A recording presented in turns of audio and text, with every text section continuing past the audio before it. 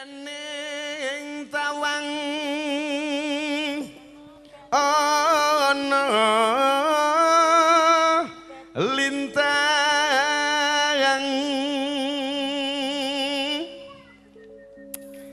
cahayu aku ngenteni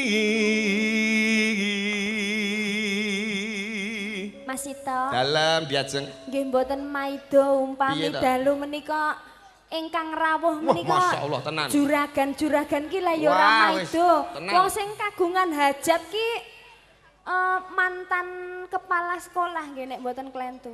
Kepala sekolah, wah jan iki elok lho iki. Nah iya. Mulut wamune ora kuwi ning jaba kon lho ning terminal iki lho. Terminal. Lho ora umum lho ngantek montor ora uman kursi lho iki.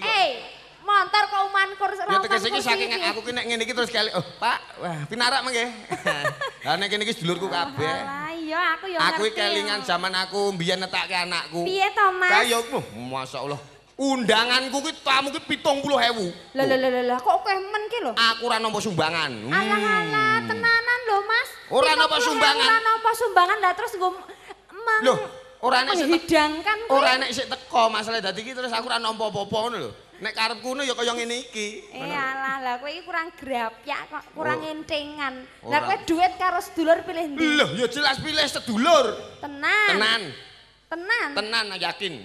Lah kok ndek iki kae? Sedulur sing dedit lho maksudnya iki kok ya. Dasar tak Oper dirimu ya. Marang marang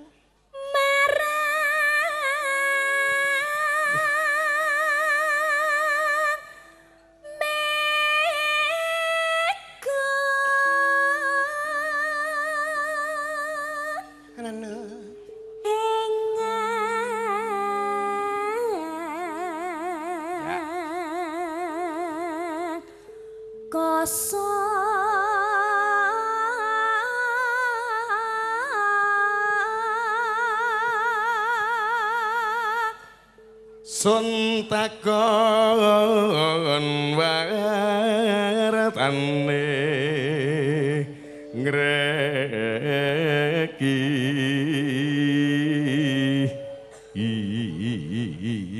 ugi ngaturaken Ujung Rawuh pangombyong besan Sutresna kang mijil saking Nglinggo Mburan Tasik Madu. Nglinggo Mburan Tasik Madu. Wilujeng lelenggan kanthi skeca.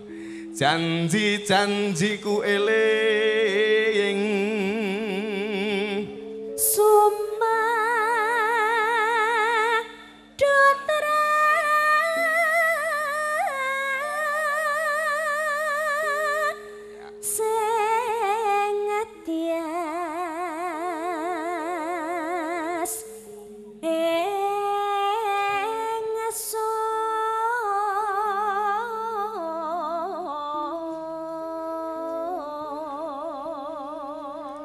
Nimas ingsun marsapa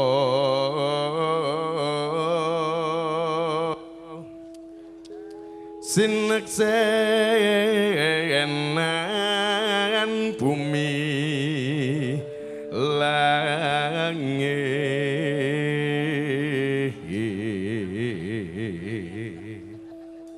tangi sing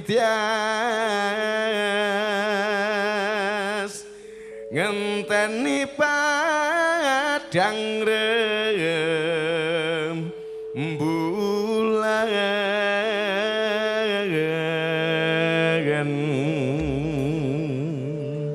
langgam yang tahun yang dipun kersakaken pamangugati semoga nuwun.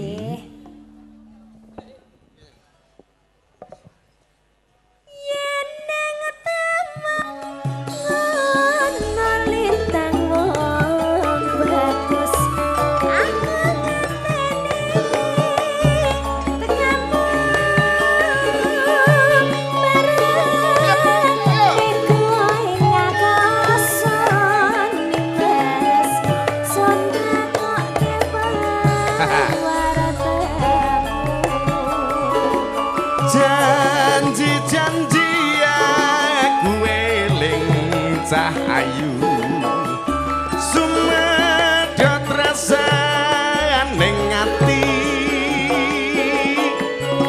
binerung swaraning ratri nimah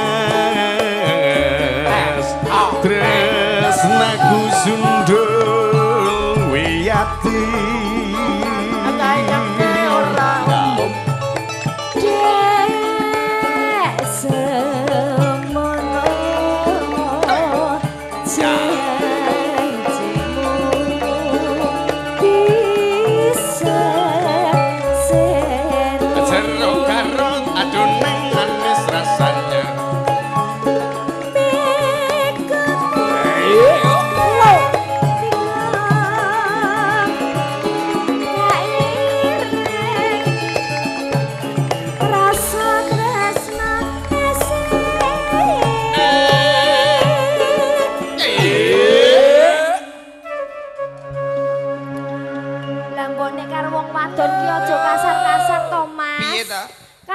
wadon ki aja kasar-kasar. Lah kowe iki nek ra tak tarik ngono terus kowe kok dijirit karo kanca-kanca Karang Taruna. Lah ning lak ya sing rada alus, wong aku ki wong ringkih kok dadakan mbok gelandang-gelandang ngono kuwi lho. Gelandang kaya bal-balan ae gelandang. Gelandang sayap apa piye ya. Kae, heeh. Ya iya. Nah iya, saksirku ki rada rene kersane piyai wonten mlebet menika saged mirsani ngono lho. Oh lho aja kuwatir Duta Putra video syuting layare nok njaba kuwi ana 7 layar lebar. 7 layar lebar. Kayak kurang ngerti to nok njaba kae piyayi warga semuanya ya to sing ora amet rene njereng kloso nggawa kemul karo nonton. Wah, Dik Jadi yo. kan nonton layar tancep kae lho. Lah Dik yo kreatif banget. Lho ya mesti to. Kuwi ngirit lho, ora nyumbang nonton campur sari. Ora kok ngono mergane iki Duta Putra iki nek amen servis customer ya ta. Kuwi luar biasa. Mergane iki wis terakhir job-joban, sesuk wis ora ono wong tanggapan wis. Lah iya wong sesuk ki wis mlebu bulan puasa. Mula cacah udah pucet-pucet kae. Lah iya ta. Ngansik bulan Ramadan konsentrasi ngibadah. Ah iya. Mangga. Yen ning taman ngono. Iya, iya.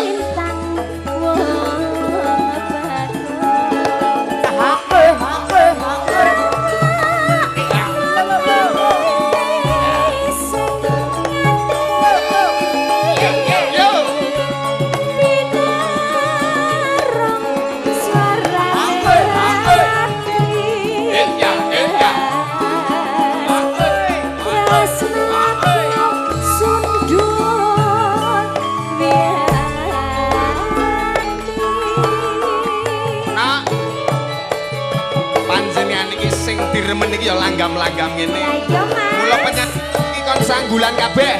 Wah, sip.